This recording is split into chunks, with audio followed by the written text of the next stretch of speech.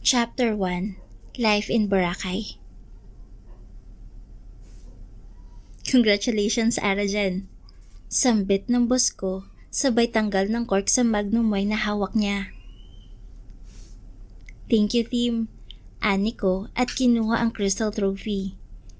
Nakangiti ko yung itinaas na nagdulot ng masigabong palakpakan. Cheers everyone for the great job we did. Kung hindi kayo ang kasamahan ko, hindi ako makakatanggap ng ganitong award. This achievement is for all of us. Okay, let us toast for Arajan Evangelista as one of the top 100 most influential people in accounting. Pagmamalaki ng boss ko at sabay-sabay naming itinaas sa mga baso ng wine glass at pinagtatapik iyon. This island is indeed a blessing for me.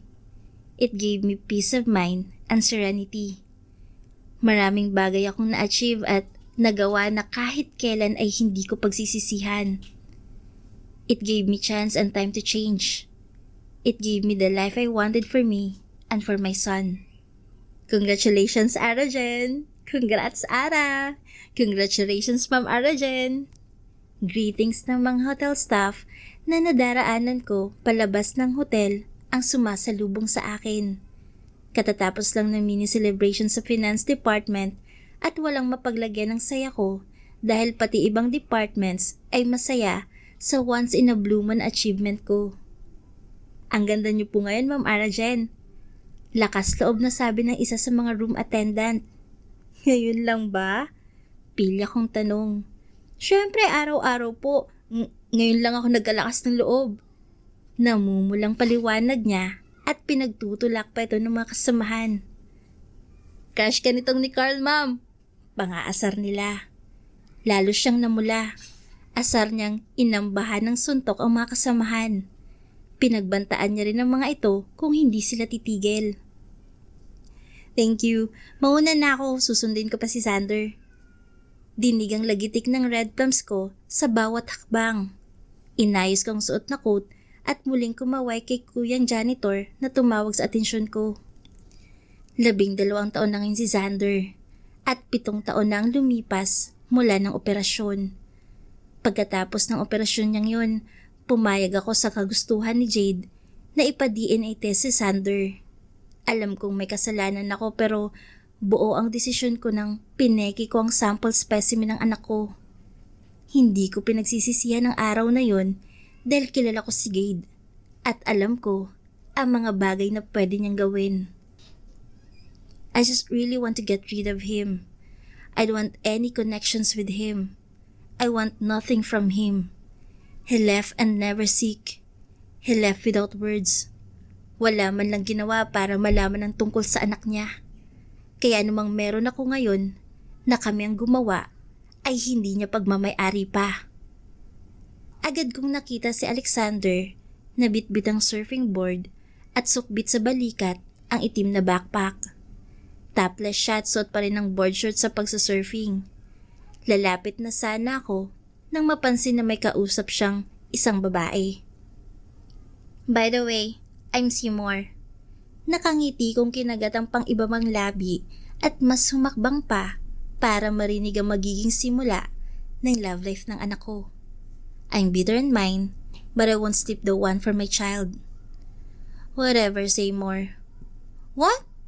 Tumaas ang boses niya nang magkamali si Xander sa pagbigkas ng kanyang pangalan. Seymour is the correct pronunciation, but my wayward kiddo pronounced it as Seymour. I don't think my son mispronounced it though. He must be teasing her. What did you call me? Seymour? It's Seymour. You ungrateful punk. Mom, aniya at humalik sa aking pisngi. She's pretty, anak. Muli kong sinulyapan ng babae na nakasimangot pa rin. Nakahalukip-kip ang mga kamay at masamang tingin sa likod ng anak ko. Walang tigil din sa pag-ismid ang labi niya. Alexander is not the usual 12 years old kid. Dala niyang dugong banyagan ng kanyang ama, dahilan ng pagiging matured at liberated ng kanyang pag-iisip. He appeared to be 17 or 18 years old dahil sa tangkad at pag-iisip niyang maka-western. Lalo na kapag nahalo sa mga kaibigang Pinoy, lumilitaw ang dugo niyang banyaga. Congratulations, Mom. Aniya na nagpalapad sa ngiti ko. Kararating lang ng pagkain na in-order namin at katitext lang din ni Maddox. Nahahabol siya pagkat may dinaanan pa itong importante. Tanaw mula rito sa kinuupuan ko, ang palubog na araw na nagdulot ng pagka-orange kalangitan. Napakaputing buhangin at turquoise na tubig ng dagat. Kaaliw-aliw na alon at mga taong nagsasaya. It's summer season and everyone's enjoying their vacation. Ladies kill the shore with their bikinis and confidence. Men on the other hand, setting fire to the whole island with their perfect toned abdomen. Different races, different kinds of beauty. Boracay is indeed heaven. And yeah, I am living my life with my son on a gorgeous island. Hinitian ko ang anak at sa pilitang sinubo sa kanya ang shrimp na kahimay ko lang. Wala siyang nagawa kundi nguyain ang bigay ko kahit na may laman pang bibig niya. Congratulations, Rara. A loud voice from behind gasped me tremendously. He blindfolded my eyes with his hands. His familiar scent attacked my nose that calms the panicking butterflies in my stomach. Kahit kailan talaga, kalokohan ni Maddox. Ilang taon na hindi pa rin nagbabago. I know it's you, Momo, so thank you. Ang talino mo talaga, Arjen.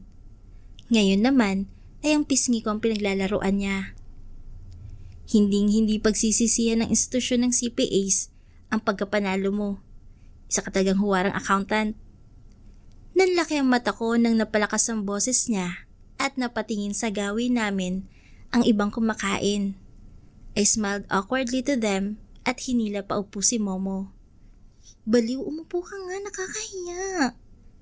Muli akong lumingon sa paligid habang nakahawak pa rin sa long sleeve niya. Binalik ko ang tingin kay Momo at pinalisikan siya. Takas ka na naman ba sa mental? Nakangungi kong salita. Nakakahiya ka, umupo ka na nga lang at kumain, ginutom mo na naman sarili mo. Bago pa man siya maupo ay may kinuha muna ito sa katabing lamesa. He kissed my cheeks as he handed the bouquet of mixed red and pink roses to me.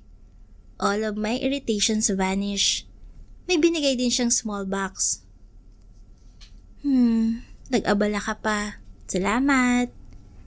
Hindi na ako nagulat dahil ganyan si Maddox dati pa.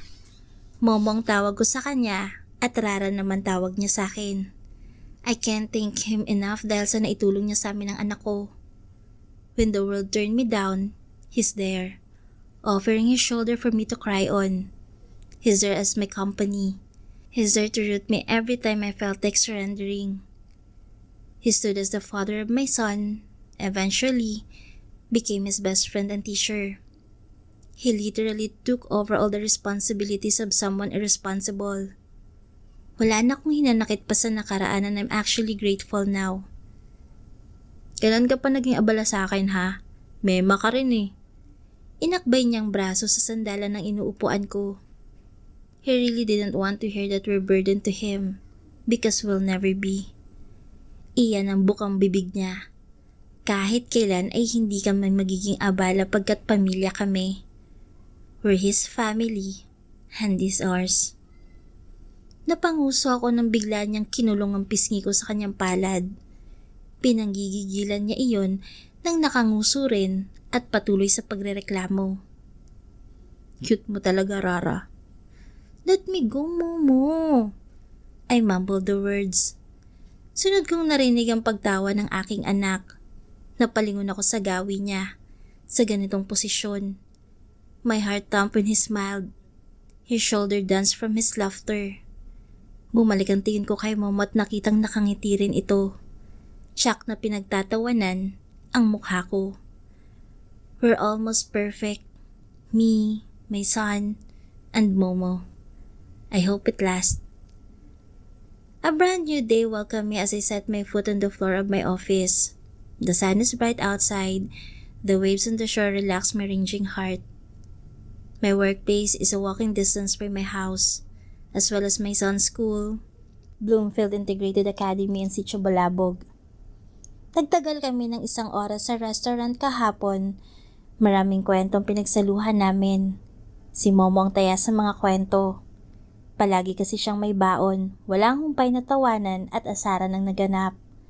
Siya na nagbayad ng bill. Momo is a rich businessman. His 5-star hotel is one of a most staycation in Bora. I assembled my things on the table when all of a sudden, a piece of an envelope with embellishment falls to the ground. Napatas ang kilay ko.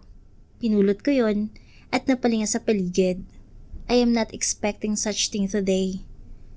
I flipped over the envelope and snorted when I saw my name at the back of it. Binuksan ko yon. Formal letter siya, like a piece of important information sent by messenger to the Queen. The letter talks about my recent award and shares how amazed the sender is. He also congratulated me. I mouthed thank you though that won't reach the sender. Ngunit nang makarating sa dulo ay agad akong nanlamig. Tila may nagbuhos ng isang balding tubig na may yelo sa ulo ko. My world seemed to stop revolving. Napasuklay ako sa buhok gamit ang daliri at nilibot ang tingin sa buong opisina. Is he here? Malakas na tambol ang dumagundong sa dibdib ko, dahilan para magsitayuan ang balahibo ko at manghina ang tuhod. Mabilis akong napaupo sa swivel chair at hinagis ang letter sa lamesa. Paano niya nalaman? Ramdam ko ang paglamlam ng aking mata at ang mainit na pagtipon ng mga luha sa gilid nito. Nanginginig ang mga kamay ko nang halungkatin ang aking bag at kapain ang aking cellphone. Nang mapagtagumpayan, mabilis kong tinipa ang pangalan ni Maddox. Muntikan pa itong dumula sa kamay ko nung itatapat ko na sa aking tenga. Hindi ko rin mahabol ang aking paghinga dahil sa kaba na kumulob. Nakahinga ako ng maluwag nang masagot ni Momo sa pangatlong ring. Yes, Rara? Sup? Alam kong darating ang araw na to, pero wag naman sana ngayon. Di ko alam kung paano ko sasabihin kay Maddox. Tila nakain kong dila nang hindi ako makapagsalita ni kahit isang salita. May kung anong bumara sa lalamunan ko at nangangatalang labi ko. Muli kong tiningnan ang sulat na sana'y hindi ko ginawa dahil mas napabilis ang tibok ng puso ko. Hindi ko alam kung paano sasabihin ang pangalang nakalagay sa sulat ay ang pangalan ng taong pinagtataguan ko. It was my ex-boyfriend, Gade. Gade in you, Montreal.